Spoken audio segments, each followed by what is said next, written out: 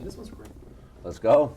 Great. We're here at the What's Happening in Salem podcast. Cheers. Cheers. Here with County Commissioner Colm Willis. Yeah. Thanks for being here, man. Yeah, thanks for taking the time. Appreciate it. This is going to be fun. You let me know ahead of time. Nothing is out of bounds. I did say that. Let's That's just talk true. about whatever you're prepared. Everything that's on your mind. I love it. That could be a scary place. Let's chill out a little bit there. Let's not get too wild here. But I'm interested to hear, I guess, first. I guess I'll take a step back. I think most people do not understand the levels of government. It's like, what does the city own? Yeah. What does the county own? Yeah. What does the state own? And I want to talk about your personal journey into becoming a county commissioner, because I think that's just like a really interesting career path from a lawyer to a county commissioner. So I'm kind of interested how that came about. But first, just so people understand your role. Yeah. How do all the pieces of these puzzles work together? That's such a good question. Such a great question, because I think most of us in school, like I don't know if you watched the Schoolhouse Rock video in the old days, how a bill becomes a law. We learn about the three branches of government, the executive, the legislative, and the judicial branch, and then usually don't cover counties. So I think there is this really interesting thing where, in my opinion, the counties are very essential to our form of government and widely misunderstood.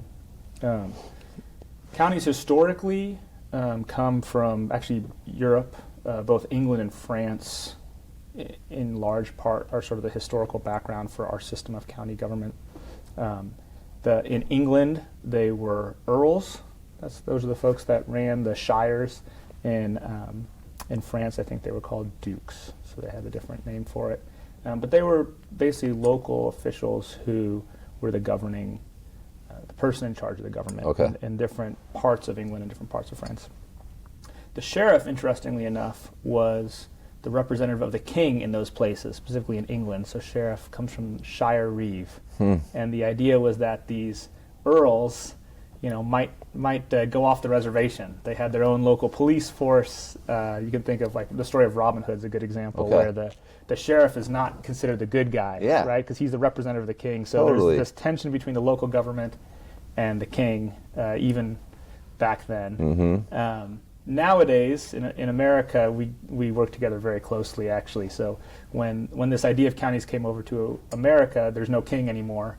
So how do we resolve this question? So the way that they resolved it was they said, we're going to have elected officials. And actually, Marion County is the first place of local government in Oregon, so we should be really proud of that. Let's go. There were some French trappers. They're from Quebec, actually, and they were Catholic, and they had married some Native American women here. And then there were Methodist missionaries who were here, and some related businessmen and that sort of thing. And they couldn't decide at the time. England and America were kind of jostling over the Oregon territory, and these local guys got together and they said, well, we're going to form our own government. And so they actually formed a local government in the French Prairie in Champouille. It was a 3-member executive, and there was a sheriff, and there was a prosecutor, and there was a judge, which might sound kind of familiar. That's what our county system is here. We have a 3-person executive. It's me, Danielle Bethel, and Kevin Cameron. And then we have our sheriff, and we have our prosecutor, and that's sort of the foundation of government. And what's interesting is, and I don't mean this to be derogatory in any way, but this is historically the facts, is that there was a problem. In the beginning, there were county judges were sort of the boss of the counties. So there's a county judge, and then you had these commissioners. And the reason for the commissioners was because there were town drunks. So the idea was that the sheriff would prosecute somebody for committing a crime, or the sheriff would arrest somebody for committing a crime. The prosecutor would prosecute this person. The judge would convict them. But just like now, you had folks who maybe couldn't take care of themselves or were struggling with addiction, and so they levied a tax, and the commissioner's job was to allocate that money to help pay for services for widows, orphans, and the term they used was drunks at that time. Yeah. And so what we do is not too terribly different today. So there's a property tax that's levied on everybody in Marion County. That money comes to the county government, and we provide a lot of services with that. Incredible. with that money. So without drunks, your position wouldn't be available. Without drunks, there would not be county Shout commissioners. out alcohol, making things happen. Let's go. They were solving the problem. Yeah, back then. They yeah. were trying to solve the problem. For sure, but without the problem, you can't hire someone to solve it. So that's incredible. I suppose it's. What an incredible outcome! Like somebody is just like, I have a problem. They didn't know they were creating employment opportunities in the future. They had no idea that's what that was headed. Well, I think of it as like I'm always inspired that you had different people of different faiths, Yeah. different backgrounds, different nationalities even Yeah. come together and form a government. So I think we live in a time where people are arguing about identity a lot, and I think it's inspiring to me that in Oregon, in Marion County, you have people of different faiths, different backgrounds come together and say, how are we going to take care of our common home? Yeah. And I try to kind of keep that philosophy in mind as we do our work. I think stepping out a little bit and thinking about counties in the context of government generally, the way that I think about it, and this is not a technical description, but it's more the lay person's description, is our federal government right now primarily is allocating resources or not allocating resources. So we pay federal income tax. Some of that money gets sent back to Oregon. And then the state government is primarily the regulatory body that we live under. So when you think of laws, you shall do this, you shall not do that, can't go over 55 on 22, as frustrating as that is. Yeah. That's the state Okay. that passes those laws. Most of our criminal code, almost all of our criminal code is state law. So I think the state is primarily the regulatory body. We're primarily service providers. So when you see the governor say, I'm going to invest so much money in mental health, what she does not mean is that OHA is going to hire therapists to provide therapy. What she means is she's going to come to the county, OHA is going to come to the county and say, hey, we want you to provide therapy to folks who need it in our community. We have this much money. These are the terms of the contract. If you take this money, will you then go hire therapists and provide services to folks who need it in our community? And then most of our work is negotiating with the state and then thinking practically, can we hire the people that we need to hire to provide this service to our community? So I think of it as the state is primarily the regulator, the federal government is primarily a funding organization, and then the county is primarily the boots on the ground service provider. And then how about the city? Let's just kind of briefly. Yeah, cities are really important in discrete areas. So when I think of cities, they do roads within city limits, they do local policing, but importantly, they don't run a jail. So when the Salem police arrest somebody who commits a crime, they take them to the jail that's run by the county. They also do parks, they do libraries, and that's about it when I think about it. I guess they do fire as well, although we have a role in managing that outside the city limits. So there is some crossover, I guess, especially law enforcement, fire. There'd be a little bit of crossover, but the city would be the primary organization providing those services within the city. And I feel like one of the biggest challenges has to be that you're responsible sometimes for solving issues that were caused by a decision that was not made at your level. All the time. And like all of them, All for the time. sure, yeah. Yeah. And I think like Salem struggles with it a lot. Like there's a state decision that's made. There's all Definitely. these trickle-down impacts that are very expensive for us to handle as a city or as a county. Definitely. And I think sometimes our current elected officials get blamed for these issues that they're just trying to figure out how to make the best of. Yeah, a great example of that is Measure 110, Yes. when the state legalized hard drugs. Fortunately, they reversed that decision I think a year ago or 2 years ago Yeah. now, but that was 4 years of a lot of damage done to our community. Yeah. And despite what people, there's Good people who intentions are behind it. arguing about this, it 100% attracted folks Yeah. who are addicted to drugs in other parts of the country to come to Oregon because they wouldn't face consequences in Oregon. So we attracted people who were struggling with addiction to our state by passing that law. And there's no question that it overburdened our social service operation here. No Yeah. question. Yeah. And still is. And still is. Yeah, 100%. Yeah. So I don't want to segue to your journey from that point. So I'm trying to think of like a gracious way to do that. Yeah, no, I'm happy. But, ask away. So Willamette student, lawyer, Yep. county commissioner. Yep. Those are the bullet points. Fill me in on some of the details in between. Let's get to know Colm a little bit. Grew up in Oregon. Love Oregon. But I left. I went to school back east. at Boston College when I was 18. I think like a lot of people who are 18, it's like, I gotta go. Yeah. I gotta go see the world. I want to go explore things. I was not particularly interested in politics. I wouldn't say, but I had a friend who worked for the U.S. Senate, so I only got one job offer out of college. It was to go work in the Joint Economic Committee of the U.S. Senate. I got hired in May of 2008, right before the crash. So I was the lowest person on the totem pole. I was making no decisions, but I was building the binders and doing basic economic research for the economists in the committee. I was there when Bernanke was briefing Congress. Interesting time to be a part of that, but I left after about a year, and not because I had a bad experience or the people I worked with were fine people, but I didn't. The bailouts didn't sit right with me at that time. It was the end of the Bush administration, and the crash happened, and then the Bush administration took a bunch of taxpayer funds and bailed out a bunch of investment banks. And my grandpa owned a little one-lot dealership in New York. My family's background is of Irish heritage, so immigrants that came to America scraped together some money. In fact, the story's really impressive. It's my great-grandmother. She worked in the munitions factory during World War II. And so when my grandpa came back from the war, he had an opportunity to buy into this dealership, but he needed like $9,000 or something, and she had saved $9,000 from working minimum wage at the munitions factory during the war, and that's how they were able to basically buy this interest in this dealership. Yeah, but you could have bought so much Bitcoin back then too with that much money. I mean, if it existed, yeah, they would have been killing it. Yeah, it was probably a mistake. Yeah, they probably shouldn't have bought the dealership. Yeah. They probably should have bought Bitcoin. Yeah, exactly. Yeah, hindsight though.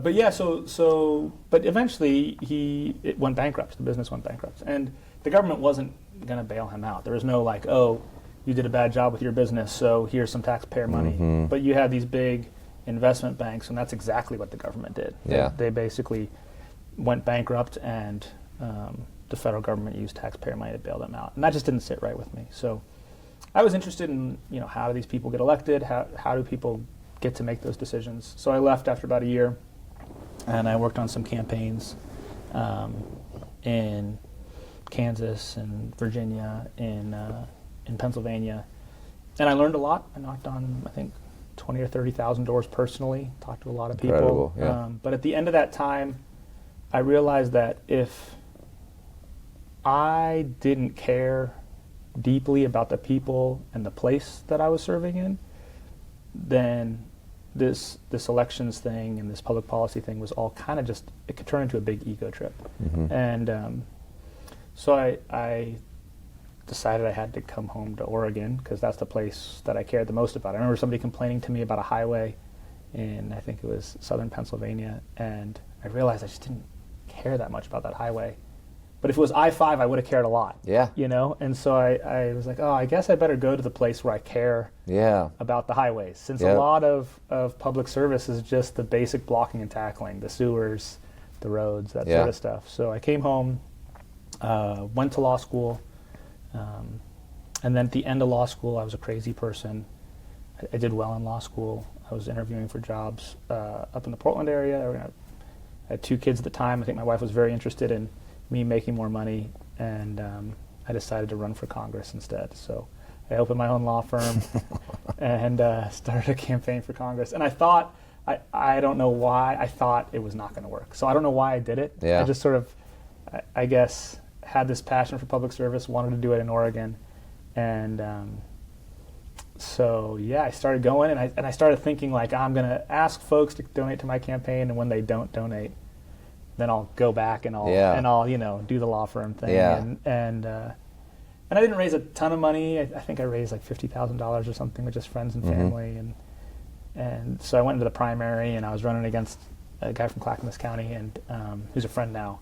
But he had raised a lot more than me, like 2 or 3 times more than me. So I remember thinking like, well, it was a good run, and then I ended up winning the primary, and that was a pretty exciting experience. And and then I went to the general election. I ended up losing the general election, but made a lot of friends, built just a lot of really strong relationships here, and the place where I really had the most support was in Marion County. So then when I went back to practicing law for 2 years, and then when Janet Carlson retired, the seat opened up. Folks who had supported me for Congress were like, hey, what do you think about this? Yeah. And so I decided to run for that seat, and that was another one where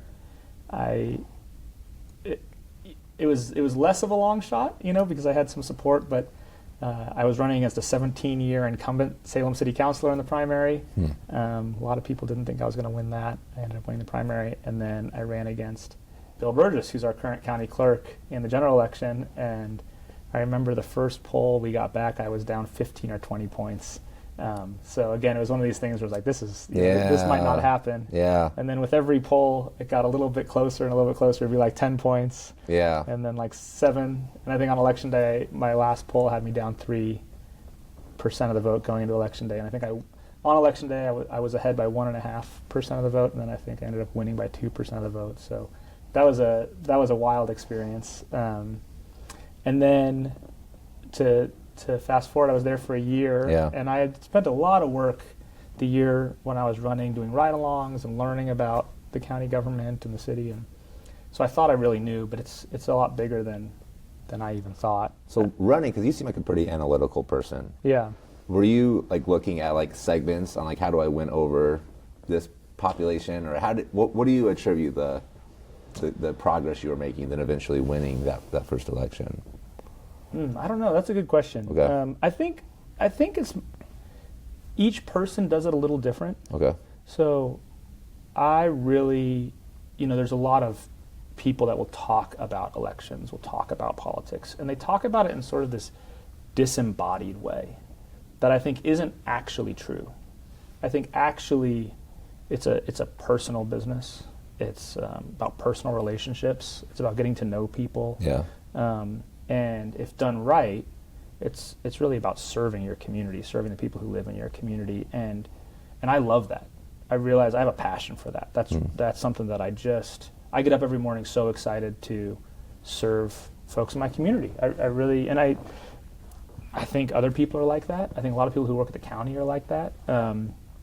It's a passion for me, and once you realize that, I think you can really throw yourself into it, and then I think it's easy to get to know people who share that passion, and I think it's easy for them to see that you're sincere in your passion. Yeah. So I don't blame people at all who are cynical about politics or elections. I mean, like, there's a lot out there to be cynical about. But I think part of the reason I have kept doing public service is because I have met people along the way who I really admire, who are good people. And even if they're not the majority of people in a place, of elected officials, they matter. Like, it matters that there's like the one good person there. It sort of keeps everything a little bit still in line. It reminds people that at the heart of this, it's about service. So I feel like in your role, especially right now, there's so many problems. Yeah. It has to be overwhelming sometimes. Like, I feel like I would question, like, am I making an impact? Is there anything I can do? I feel like generally I have become very good at like looking at the moment in front of me. Yeah. How do I make the most of this opportunity? And I feel like if I do that consistently, day over day, like, good things happen. Yeah. Right. It's how you can create momentum. It's how Definitely. you can build, make progress consistently. Definitely. But I feel like in a position like yours, right, it's so big. There are so many needs. So many people. Definitely. Have loud opinions online. Definitely. Every decision you make, there's going to be people on. You can't make anybody happy. It probably feels like. Yeah. There probably are not as many people calling you to say, "Hey, thank you. You did a good job today." That's true. As That's there true. are people who are like, "Why are you the dumbest person alive?" I feel like you probably get more of those emails. That's true. How do you process that and like stay in a place where you can continue to be motivated and try to help? Well, I think I every day try to remind myself. And I don't think you're the dumbest person alive, just to be sure. I appreciate that. And I don't think hopefully you don't hear those exact no, words. No, but no. Yeah, Look, okay. I think there's criticism that you get in public office, and I think that actually can be a really healthy thing. Okay. I think we live in a time right now where we're seeing a lot of unhealthy criticism and unhealthy behavior in our public space. So if people are feeling uncomfortable about that, I think they should feel uncomfortable about that when we're seeing violence or we're seeing people threatening people or just a just a lack of recognizing the humanity of people you disagree with. People have lost their minds. Yeah. There's we should be concerned about that. Yeah. I think people of goodwill, no matter what your political background, need to come together. And I think especially if you have different political backgrounds, we need to come together and say, we all agree that we don't do violence. We all agree to recognize the humanity of each other, especially when we disagree. That's the most important time for us to recommit to that idea. So having said that, I do think that for me, I just try to remind myself every day how much I love this place and I love the people that I serve. And what I've found is that when I'm in that mindset, then it's a really comfortable space. Because if somebody is criticizing me or criticizing us or questioning why we're making these decisions, I feel really comfortable engaging with them, because normally or often those people are asking those questions because they also care about this place and the people who live here. And so I actually view that as we have a lot in common there. I'm really passionate about this place and the people who live here. You're really passionate about this place and the people who live here. Yeah. We may disagree on what the best course of action is, but we don't disagree on that. And so I think that's a place of unity. And then I think also I try to be a little bit open and a little bit humble about my opinions of the world. I think one of the things that I've learned as a commissioner is there's 350,000 people in Marion County. There's 3 commissioners. Yeah. We are way outnumbered. Yeah. So the odds that there is information that we don't have in any given situation is very high. Yeah. So rather than be in a position where we claim to know everything, we should be in a position where we're really interested in learning. And the more that we learn, the more voices that are in the room, the better decisions we'll be able to make for our community. And I'm not threatened by that at all. I feel really good about that. And I love to learn. I think learning is something that I'm passionate about.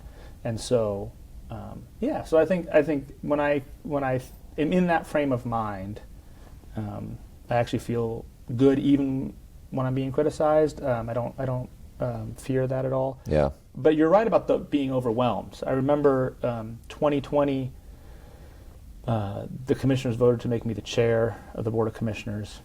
And then the pandemic happened in March. And then we had these horrible wildfires in September of that year.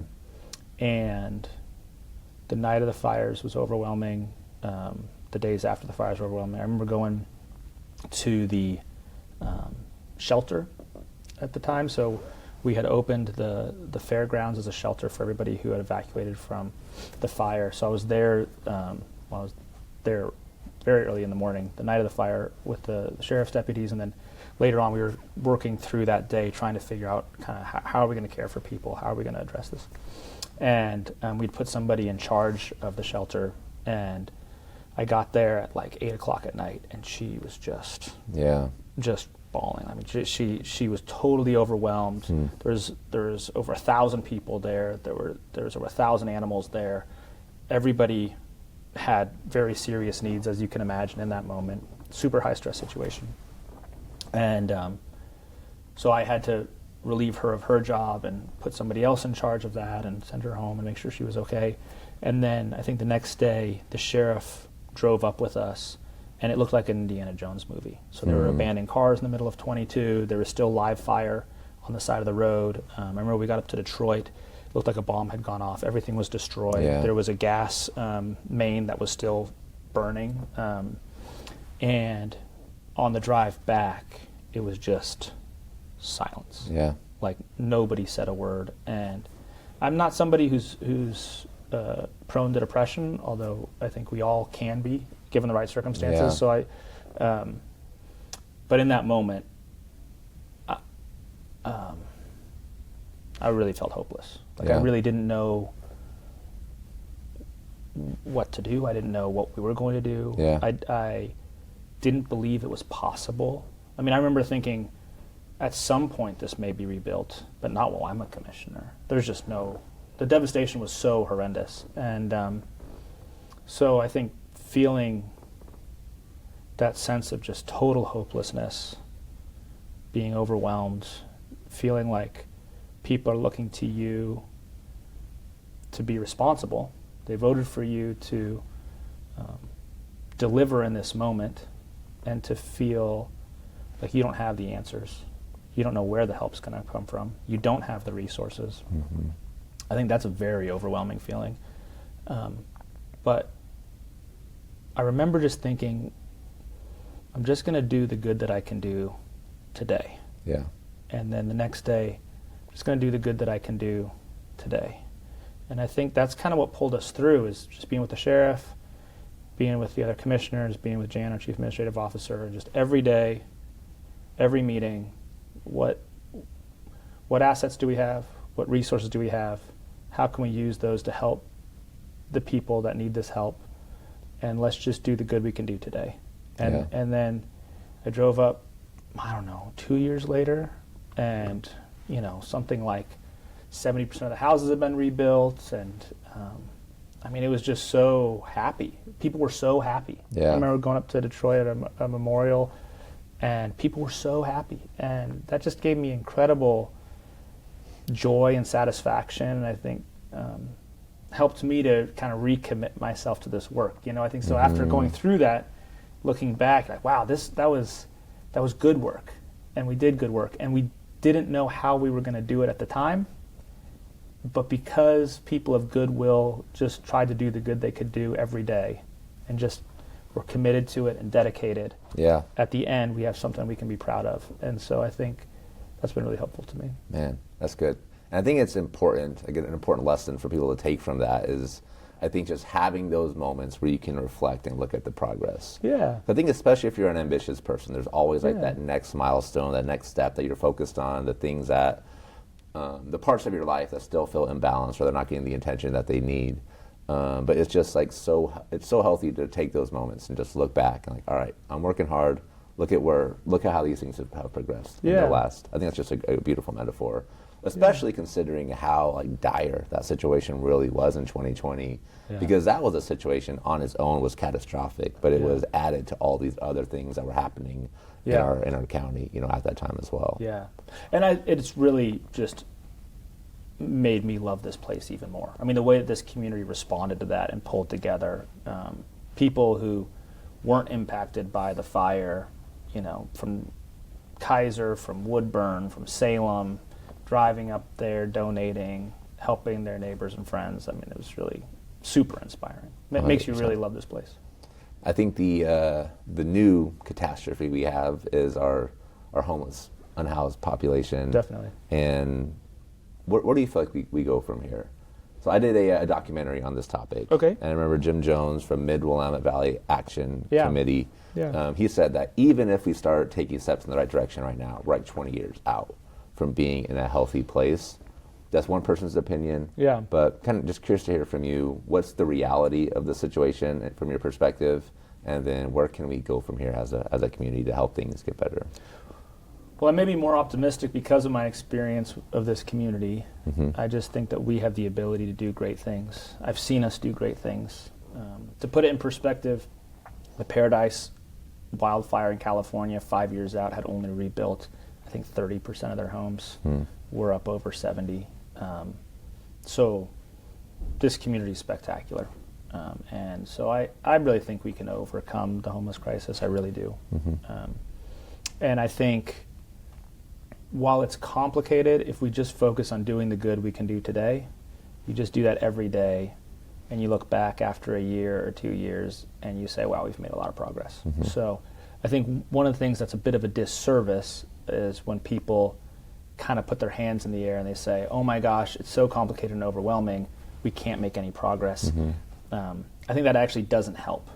I think the better thing to do is say, okay, what can we do today? Yeah. And then tomorrow, what can we do tomorrow? Yeah. We're focused on a few things here. I think I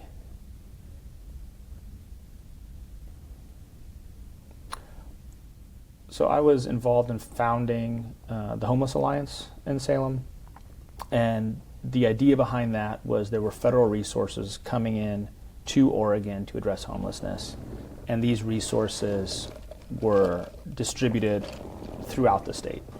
And we had the opportunity to go to HUD, Department of Housing and Urban Development, and say, hey, we have a metropolitan area here. We want you to give those resources directly to the city of Salem. I still think that was the right decision, and it's led to an increase in shelter locations here in the city of Salem, and I'm supportive of that. I think where the city and the state struggled was when it came to unregulated homeless camping. So there was a time there where the city allowed Wallace Marine Park, they allowed Cascade Gateway Park to become unregulated homeless encampments. And I think the thing that people need to understand is that there are, and it coincided with Measure 110. So the drugs got legalized, people came here who were addicted to drugs, people started targeting the homeless camps as places to sell drugs, and so you had drug use in these camps. People who are using methamphetamines or fentanyl or heroin behave in a way that's not compatible with people who aren't using those drugs, and especially kids. So the problem is when you take parks and you say folks who are struggling with addiction to these hard drugs can be there in an unregulated way, what you're saying is kids can't be there. And this really hurts kids, especially from lower income backgrounds. Because if your family has the money, well, they can pay for you to go to private lessons, be a member of a gym, that sort of stuff. If your family doesn't have money, like, where do you go? That's what the parks are for. Go to the for. park, right? If all of a sudden you have several hundred people there and you have a lot of drug use there, especially the harder drugs, that's just not a safe place for kids. And so I don't think the folks who made those decisions thought they were doing this, but the natural consequence of allowing the unregulated homeless camps in those parks was that they denied those parks to the kids. And I think it's important, it was important, it continues to be important for us to protect our parks for our kids and our families. So we say, we're going to have sheltering, what we're not going to do is we're not going to allow unregulated homeless camping in our parks. And I think attendant to that is we also need to have an opinion about drug use. So this is something that I think has been somewhat disputed, and people have different opinions about this. I would say I'm very convicted on this, which is I do think that people who are addicted to hard drugs can overcome that addiction. And we have two places that have been really successful, his place and her place. We just opened our place, it's called. And these are for folks who are struggling with addiction who have kids, and DHS is going to take those kids away from them. And in the old days, what would happen is you had to go through treatment and recovery separated from your kids. And what we've done is we've set up these homes where you can be with your children. There's folks on site to kind of make sure everything's okay at the house, and you can go through recovery with your children. For many people, not all, but many people, I've found that the love for their children is more powerful than these drugs. That's a pretty inspiring thing to meet people who, these drugs are incredibly powerful. So to see people who've been able to overcome that because of love for their children is like a really inspiring thing. So there are folks that say, well, drug addicts can never get better. We should just throw them out. I'm not one of those people. I think investing in recovery for folks is super important. And it is true that people relapse. Like when people are going through treatment, they're trying to recover from drug addiction. Sometimes it's not a straight line. Sometimes it's a crooked line. But what I think is important for everybody in this work is to have an opinion that the drugs are not good for you. It's really important because I think where the confusion sets in is you have some people who will say, well, relapse is part of recovery, and what they mean by that is the organizations shouldn't judge people who relapse, right? And I think that confuses moral judgment with accountability. And accountability comes from wanting what's best for the person that we're serving. Moral judgment is a much more complicated thing. So this is, the analogy I use is, I don't know if you have the experience, but like when you're a kid, you're playing baseball, that ball doesn't always go where you want it to go, you break the window, you got to mow the lawns to fix the window. You're not a bad kid in the sense that like you were trying to hurt your neighbor. So it would be inappropriate to morally judge a person for breaking the window. in the sense of like, oh, you did that, you're a bad person. Yeah. But it's not inappropriate to say, hey, you should mow some lawns and fix the window. That's actually good for the person mowing the lawns. It's good for the community. It's an opportunity for growth for everybody involved. So I think when it comes to treatment, it's really important that the service community, the local governments, the community has an opinion that drug use is not good for people. Yeah. And while we recognize that recovery isn't a straight line, we also are going to hold people accountable to the promises they made to themselves and their kids, and we're going to help them on that path to recovery. So I think that's really important, and I think that hasn't always been the case. And sometimes people will use words like high barrier or low barrier, and it gets kind of confusing. And I kind of want to stay away from that, because I think the bigger thing that we need to improve on is just being really clear that drug use isn't good for you. It's not good for you. There's ways out of it. We're willing to help. We're willing to support you in that recovery, and we're going to hold you accountable to your commitment to yourself and your community in that process. Because there seems to be this argument of like police or addiction mental health facilities. Yeah. And for the amount of people, I'd be curious to hear if you have any idea on the math. Like if we were going to create a bed for every person in Salem that's struggling with addiction and is on the streets, like how much would that cost? I feel like it's just an astronomical number. And I'm not saying the right solution is put everybody in jail. Like that's not, I don't want people to take that from this at all. Yeah. But I think there also is like the other side of like, let's actually look at the math on what would that even look like if that's what we're going to do, if that's what you're presenting as a solution. Well, I think there's a false dichotomy between public safety and treatment. There are people who say that those are in conflict. I don't think they're in conflict. I feel very convicted they're not in conflict. But I think the argument is like, are we just like locking people up and putting them in jail and like hoping that they'll get better? And does the data support that that actually helps, I guess? Well, and I think that ignores all the investments this community has made in services and recovery over the last 7 years that I've been a commissioner. I mean, for folks to suggest that we haven't been serious about investing in recovery is just nonsense. Bridgeway's building a brand new building. We just gave several $1 million to Samanka House that's specific for women recovery. We paid for the Safe Sleep project with United Way to help get women off the streets who are struggling. We built his place. We built our place. We gave $3 million to the Homeless Navigation Shelter. I mean, I could go on and on. I literally, like, tens of millions of dollars have been invested in just the last 7 years in shelter and treatment in this community. So I think to suggest that anybody in this space is saying just lock people up that's a caricature. That's not true. I think the question is, should law enforcement pursue people who are targeting folks in the homeless community? And I think that's not about people who are targeting folks in the homeless community to sell them drugs or to exploit them in some way. I apologize. And I think, why would we allow folks who are vulnerable to be exploited? I'm still waiting for the person who can credibly argue to me why I should not care about the homeless woman who's raped in the park, or why I should not care about the person who's assaulted in the park. Or there was a guy who, he had a gun put in his face and all his stuff was stolen out of his tent. Should the police not care about that? If the person who did that lives in the park, should the police not investigate that crime because that person lives in the park? I don't know why anybody would accept that argument. So I think the question, what the caricature is that there are some people who are advocating to send law enforcement against people because they are living in tents. I don't know anybody who is saying that. I do think there are people who are saying, hey, there are crimes being committed in the homeless community. There are crimes being committed in places where there are tents. Should the police investigate those crimes and hold those people accountable? I say absolutely.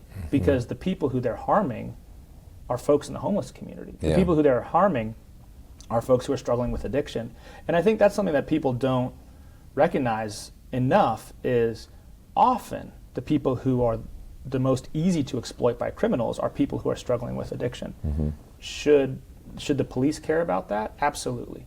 Should law enforcement care about that? Absolutely. Should we hold people accountable who are preying on vulnerable people in our community? Absolutely. I make no compromises when it comes to that. I just think it's our job to protect folks from evil people who are trying to hurt them, and I'm never going to compromise on that. I think the other part of this is the role of the city versus the role of the county. I know recently Vanessa Nordyke, who is running for mayor, she kind of said her campaign will be taking care of the most vulnerable, and traditionally that hasn't been a role of the city at all. So I think it'll be interesting to see like what her approach to that is, or maybe I'm incorrect, but it feels like the city and their responsibility, like they're not really the ones with taking care of social services or programs. That's more of the county's job. Well, this is a complicated area because the state's involved, the county's involved, and the city's involved. I just love that I'm drinking out of a straw as we're talking about like such a serious issue. It's like cut to me drinking like this. I think I'm a supporter of Mayor Julie Hoy. I think she's doing really good work in the city of Salem. I think she has a real heart for people who are suffering in our city. Mm-hmm. So I don't understand.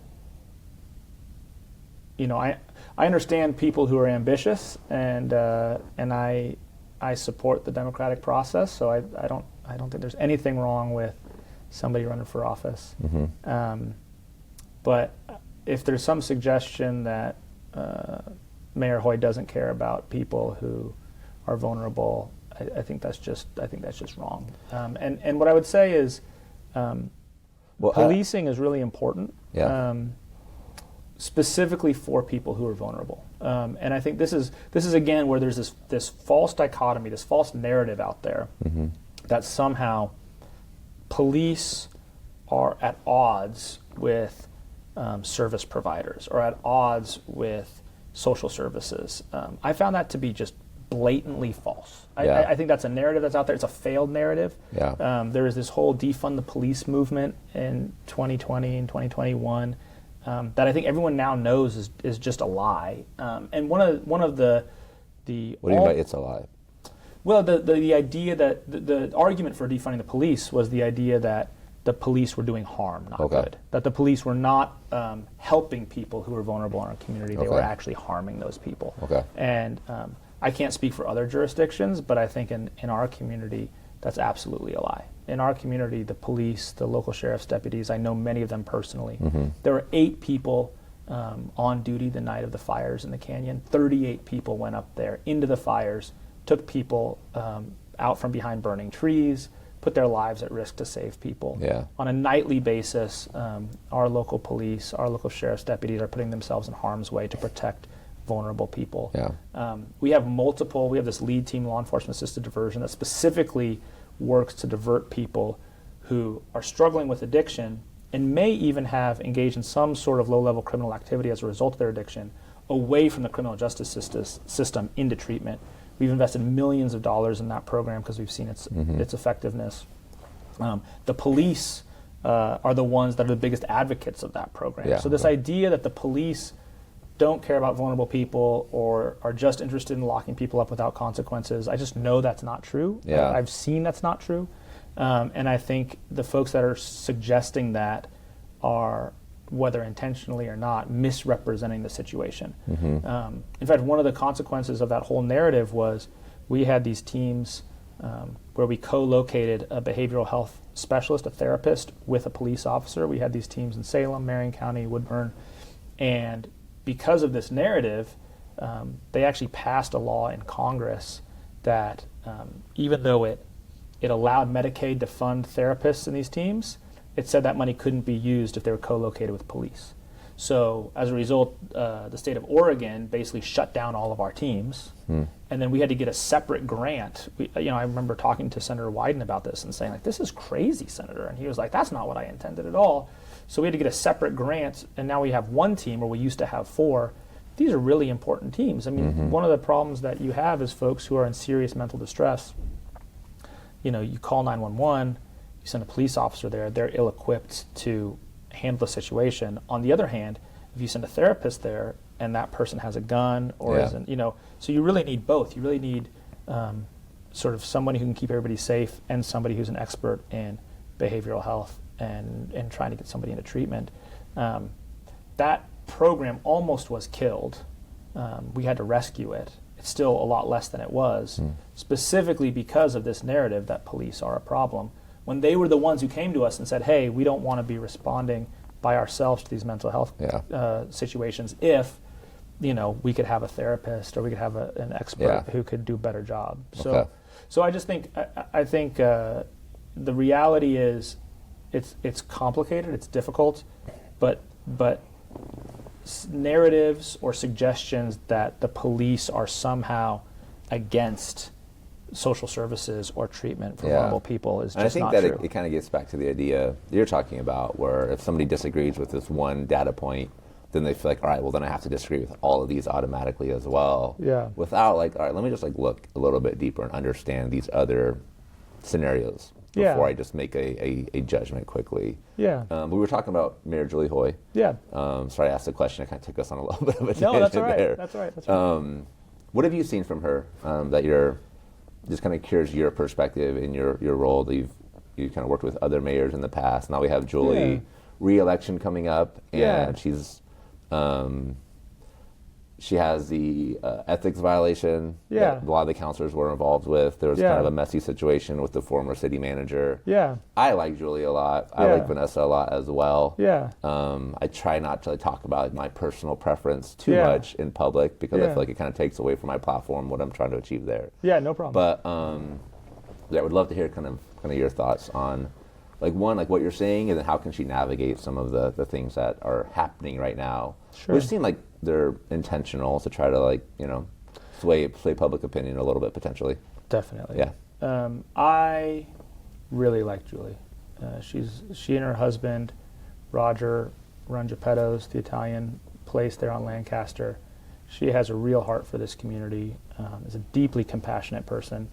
And I really just see her as a breath of fresh air. She's not a partisan person. I think anybody who gets to know her can just see how sincere she is. And kind of like what I was saying at the beginning, I think that's really important.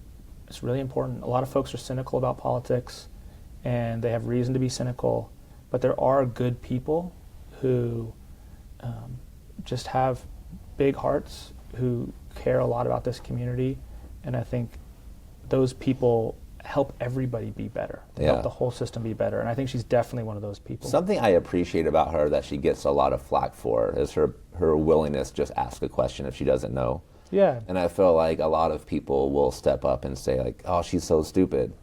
But the reality is there's probably lots of people, I hear people say this about her because they're trying to attack her. Yeah. But the question she asked, I'm sure there are lots of other city councilors that have the exact same question. Yeah. But they're probably just I don't really want to ask that in a public forum, right? Yeah, but she's willing. I think we've all been that way, where there's somebody asks a question, thank you for that person for asking. I had no idea either. Yeah, I've seen two traits of her that I really admire, and I think they're important together. One is her courage and her confidence, and two is her humility. And I think those are really important because it is a little bit scary. When you run for public office, it's unlike, I think, anything else that a person does. If you start your own business, to a certain extent, you're representing the business. Mm-hmm. But when you run for office, you're asking people to judge you personally. Okay. Your leadership abilities, your personality. That's a very vulnerable place to be. Yeah. And Julie has a really gentle heart. She's a really kind person. She's a very sensitive person. And so it takes a lot of courage to step up and say, I'm willing to go to take on that judgment, take on that criticism because I love this community so much. So I really admire her for that. And then sometimes when people do that, they get kind of a hard shell and they can come off, and sometimes they are, as arrogant, as know-it-alls, even when they don't know it all. Yep. And so I think one of the things I admire about Julie is that she doesn't know it all. She doesn't pretend to know it all. And she asks questions. I often in the boardroom, when I'm talking to one of our department heads, will say, speak slowly and use small words. because you're talking to people who are 30-year experts in their field. It's not my job to become a 30-year expert in behavioral health, or a 30-year expert in public safety, or a 30-year expert in road building. Totally. It's my job to represent the people of Marion County and try to think about, is this going to harm them or help them? Is this going to make our community better or worse? And so it's okay to acknowledge, like, I'm not the expert here, but I do have a really important role. I am representing the people that I serve. I think an area where you mentioned the ethics thing that came out, I think this is a really interesting thing because I think it stems from the fact that Oregon public meetings law is actually a little bit confused right now. So it's, I'm on a board with 3 commissioners. So anytime 2 of us are talking about public policy together, we're having a meeting and we have to notice it. It's a public meeting. But for the city, 2 counselors are not a quorum of the city. So anybody would tell you this. This is true. 2 counselors can talk, and it's not a violation of public meeting law. That is the law. It's not a violation. But the question is, it becomes a violation if people are having serial one-on-one meetings as a way to avoid a meeting. Okay. And that's the allegation here, or the investigation here. I think one of the things that's important for people to recognize is that the council president and the mayor have said different things about their conversation. So this is a classic, I guess, she said. Yeah. They disagree publicly. They're talking about the same conversation, and they both are saying different things about what happened. Yeah. What Julie has said happened is that she was having conversations with different counselors about having a public meeting to review a job performance review of the city manager, which again is not on its face, it's not against public meetings laws. In fact, I think Julie's perspective is, I was intentionally trying to follow the law. We were going to have a meeting to talk about this, and we were going to meet as a group. We were going to meet in conformance with public meeting laws. The council president, after talking to Julie, went and asked for the city manager's resignation. That, in my opinion, is actually the thing that she didn't have the authority to do. She claims that the mayor told her that the majority of the councils supported that. The mayor denies that she said that. Yeah. But the action that was taken was the city council president went and asked for the city manager's resignation without a meeting of the city council. In my opinion, that's the action that the city council president did not have the authority to take. So to the extent that someone did something that we know that's objective, that violated her authority, it's the city council president. We also know, based on the text messages that were released, that there's a group of leftists on the city council, including the council president, who have been working together to help Vanessa Nordyke run for mayor. And so I think when you look at it, you say, well, there's a competitive mayor race. The council president took this action that was exceeding her authority. She says that the mayor did something that violated meetings laws. The mayor said she did not. I know Julie. I trust Julie. I think in this instance, the evidence is that the only person that we know for sure did something that violated her authority was the council president. And everything else is just an allegation that's disputed. You have 2 people who say different things were said on the call. Yeah. So I just think it's really important for people to understand those facts, because I think the reporting hasn't been great on that, and I think that it would be really helpful for OGEC, the Ethics Commission, to clarify public meeting laws and what the rules are, because at some point they had said something like, if there's 2 counselors at a neighborhood association, that could violate public meetings laws. Yeah. That can't possibly be the correct interpretation of the law. So I think there is some confusion here, and it would be great if they clarified that. But in this particular instance, I think the mayor's sincere. I think she thought she was doing her best to follow the law. I think she was planning on there being a public meeting, a duly noticed public meeting to review the the city manager and his job performance, which is a legal thing to do. That's a valid thing to do.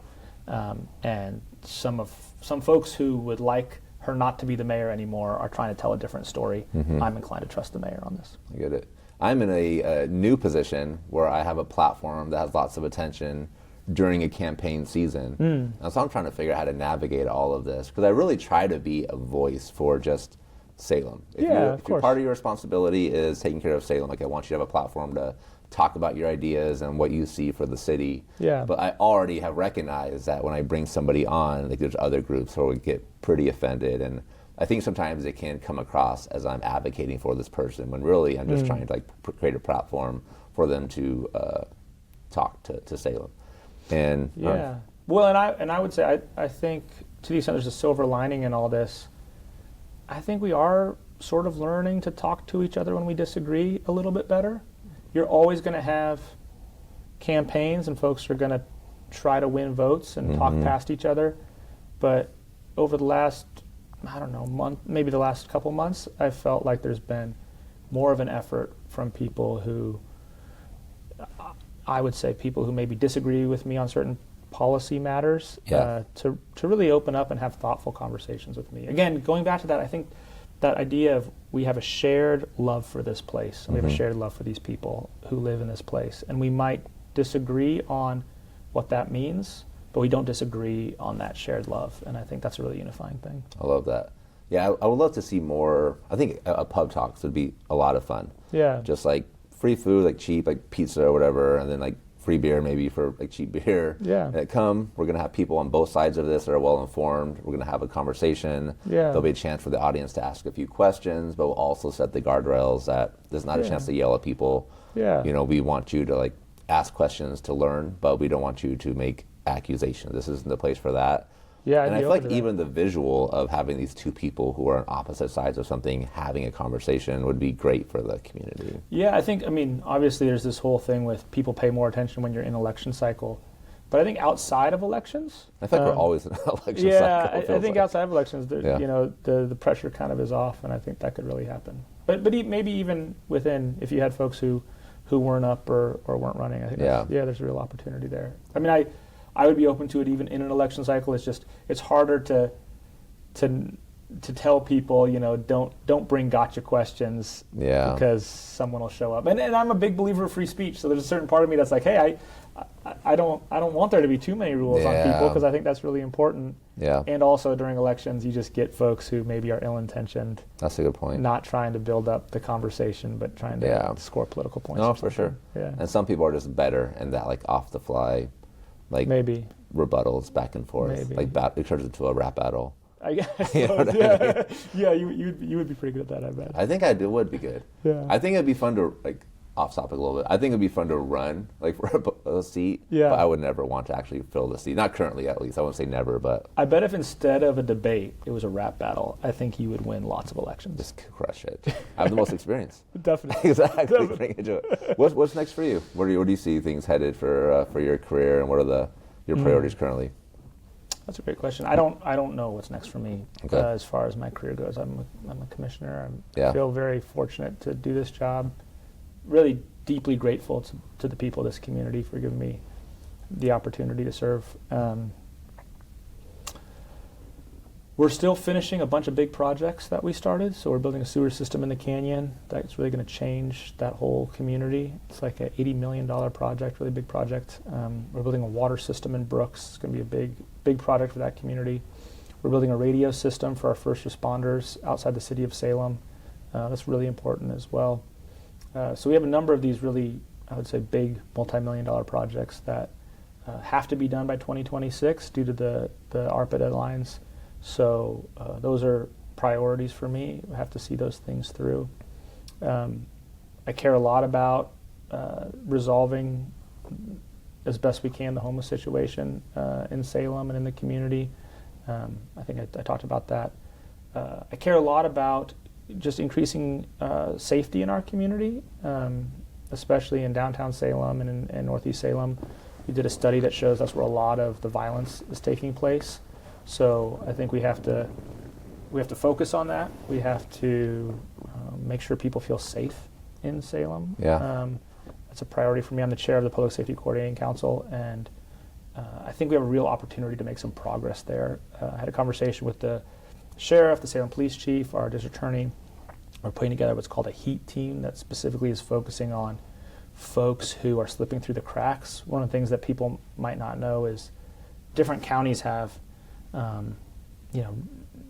different people running the criminal justice system, and you would hope that they all coordinate, but they don't always. Mm-hmm. So sometimes people can skip out on,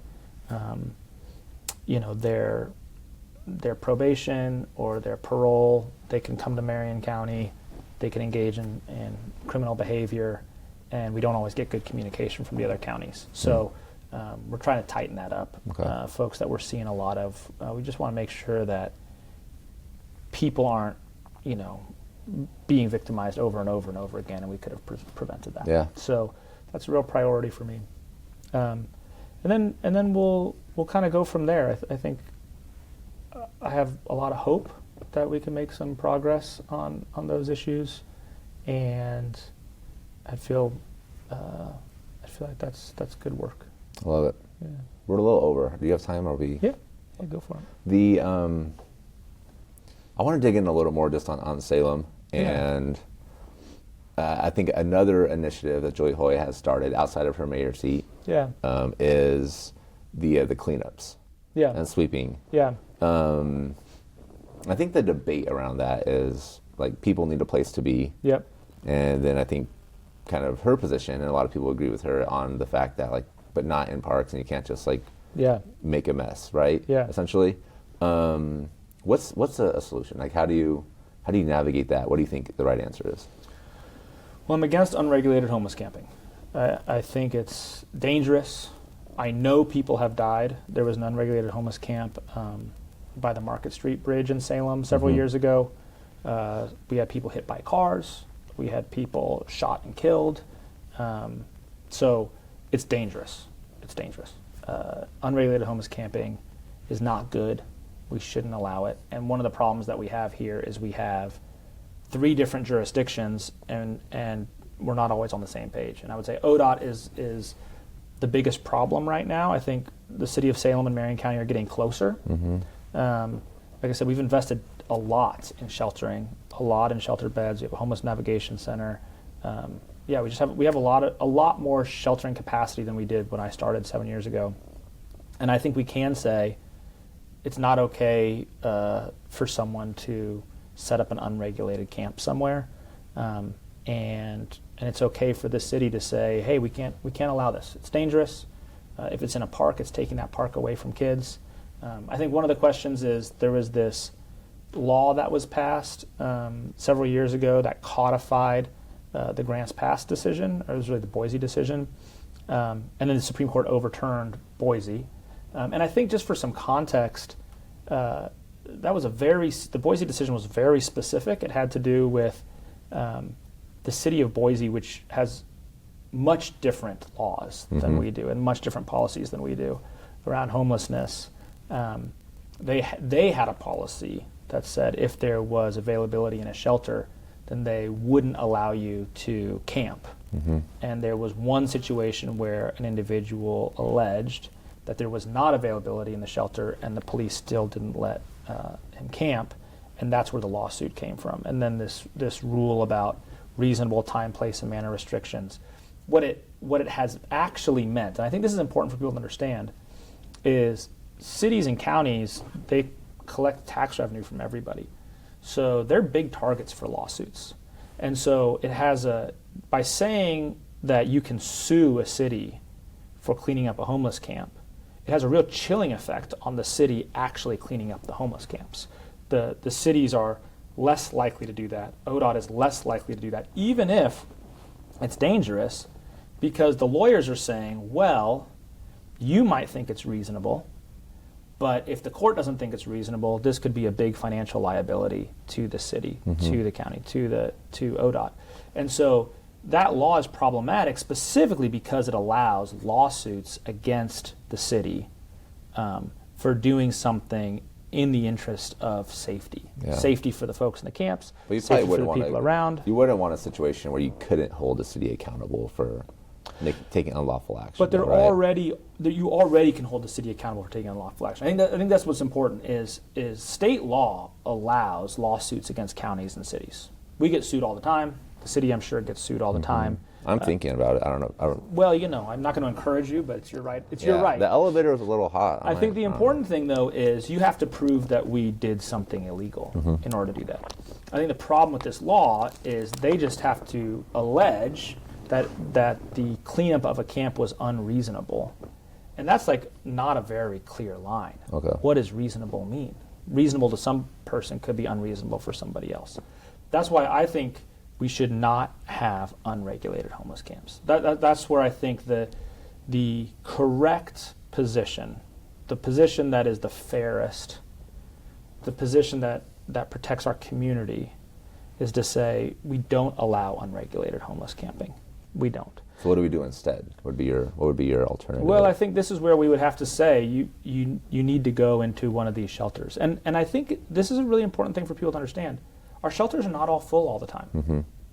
There's this sort of suggestion that they are, but there are many people who don't want to go into one of the shelters. Yeah. There are many people who don't want to get services. And I think where folks struggle a little bit, and I actually understand this, is a person may have a lot of trauma in their life. A person may have reasons for not wanting to go to one of those shelters. I think we need to just do a better job of making sure those shelters are safe, making sure we feel really good about the services that are provided in those shelters. And then this kind of goes back to the accountability piece, having an opinion about drug use specifically. So if the reason you don't want to go to one of these shelters is because they don't allow you to use drugs there, then I don't think we should be hesitant about saying, hey, drugs aren't good for you. Methamphetamines are not good for you. Heroin's not good for you. Yeah. And I know that can be, and again, I think what makes people uncomfortable with saying that is they think that what they would have to say is you're a bad person. I actually don't think that's true. I would say I admire many addicts. There are a number of addicts who work for Marion County that I really admire. They had incredibly traumatic childhoods. They overcame so much. And so when I look at even their past drug use, I don't look at it and say, wow, what jerks or what horrible people. Yeah. Right? But I can say that wasn't good for them.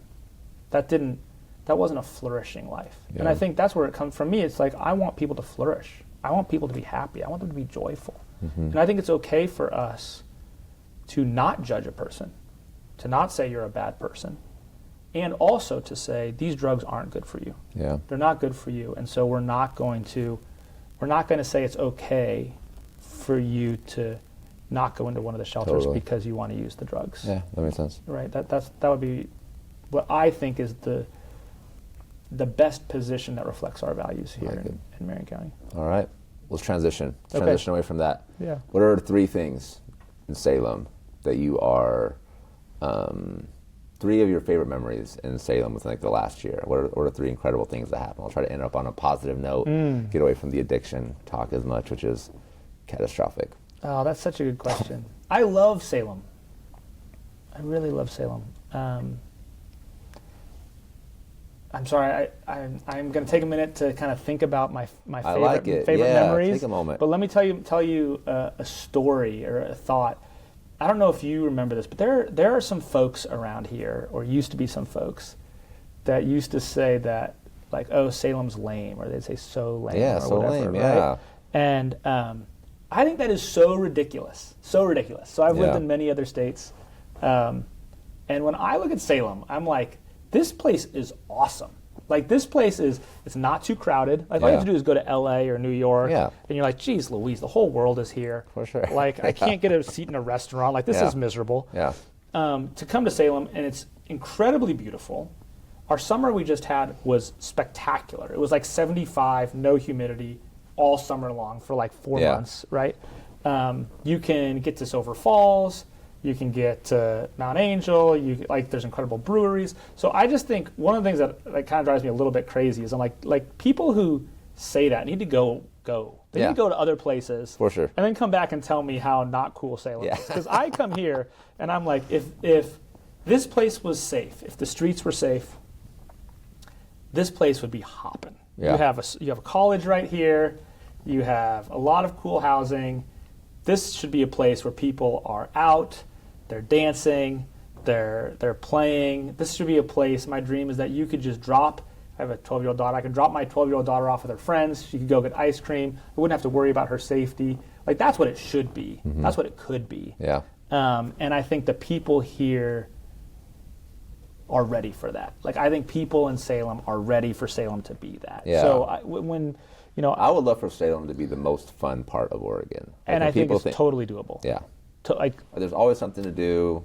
Like, yeah. Fun things are happening. There's good places to eat. Yeah. There's lots of live music happening. Like, Yeah. people just know. You come to Salem, fun things are happening. Yeah, I think that's right. what I would love for it to become. And that's totally doable. Yeah. That's easy. And everybody wants it, so I think that's something where we just have to choose it. It's a matter of the will. We just have to choose it. Yeah. I think one of the things that I love, some of my favorite memories about Salem recently are just seeing people in town, that I've worked with or played with over the years in other circumstances. So I was taking my daughters do Irish dance, and I was walking them, and I saw a couple of friends, and they were like, Irish dance, what is that? Can you do it? And so my daughters, danced on the sidewalk for them. Yeah. I think that was a couple months ago. That was a pretty good memory. I think that's one. I've been walking in at Willamette recently, so sometimes we have meetings back to back to back, and so I've started to just kind of go for a walk to clear my head through Willamette. And I remember when the kids were coming back to school, just seeing the excitement on campus was really a fun thing. Seeing people happy, and then this is a little bit of a weird memory because it's not super specific, but I remember when it was in March of 2020, when we didn't really know what was going on with COVID. Yeah. The governor shut everything down, and everybody went home. And I was in the office because we were running an emergency operations center and all that. And I went for a walk in Salem, and there wasn't a single person here. A single person. Not a single person in the streets. Yeah. Businesses were all closed. And this is another one of these incredibly depressing experiences. I remember just being so sad. And so anyway, I don't know when this was, a couple months ago, maybe the beginning of the summer, I was out, and it was, 8 o'clock at night or something, and there were people out there, and there were kids from the college, and it was just humming. The place was humming. The restaurants were going. Yeah. And I had this sort of memory of Salem during COVID, and it made me really happy now. Yeah. And then maybe I'll end with this. I was walking down the street past Venti's, and there was a flyer up for an Irish music session, and I grew up playing Irish music. That's great. And so I was like, well, I got to go to this session. And an Irish music session is where people who kind of know Irish music come together and they play music together. It's instrumental, usually not songs, although sometimes songs. What instrument were you playing? I play a wooden flute. Okay. And so if you grow up with it, you just kind of know some of the same songs. There's usually not written music. It's just sort of you memorize the music, and then you kind of go and chat and play music together. That's fun. And it's a really fun thing. So I saw the flyer. I went the other day and got to play a music session in Salem. That's awesome. That was pretty fun. Good times. Yeah. Well, I appreciate you being here today, man. I know you're thank busy, you. so thanks for making time in your schedule. Absolutely. Happy to be here. I'll do it again. Sounds good. Appreciate you. Thanks.